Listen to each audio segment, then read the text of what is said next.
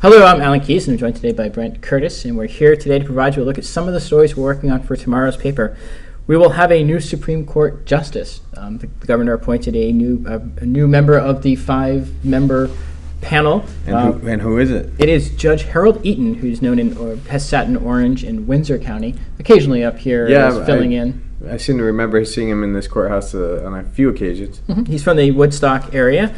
He's known by the nickname Duke Eaton. But not, never mind, go ahead. But here we'll be replacing Jeffrey Crawford, who was on the court for a brief period of time before he was appointed to the federal bench, and he's sitting here in Rutland on the federal bench.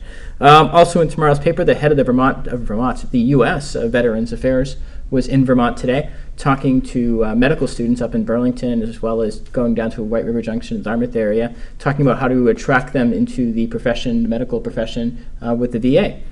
Also in tomorrow's paper, we'll have a story about a new Springfield town manager. Bob Forgeitz is retiring. He's been there for 15 or so years, 16 years. Believe it or not, I was there when he started. Okay. I was there on his first day of employment. I was covering Springfield, Vermont. Me and Bob go way back. Well, I go way back with the new replacement. Tom Yennerall is going to be replacing him, and Tom was the town manager in West Rutland when I first came to the Rutland Herald, those many years ago.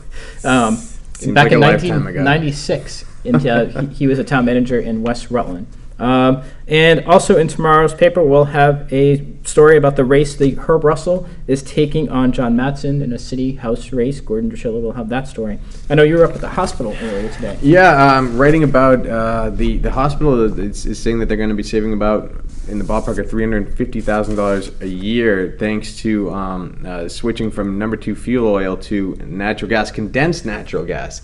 They're receiving gas from the natural gas pipeline, which right now has its terminus in Milton. They're trucking it, freezing it, condensing it, and trucking it down to use here. They've got an elaborate setup for uncondensing it. Mm-hmm. And using it here. It even with the rather steep trucking costs, they say that they're looking at saving about $350,000 at their last year it cost them $1.75 million with just a number 2 fuel oil, and they're thinking that if the pipeline gets further south, say all the way here, they would be saving more than half. Actually, they'd be only paying about 20% of what they've been paying for fuel oil up to this point. That's if natural gas stays at the price it's at today. Exactly. I mean, that's based on the numbers that they have now. But it's also they've also done some projections of costs over time. And also in tomorrow's paper, we have our food section where Gordon Drusilla is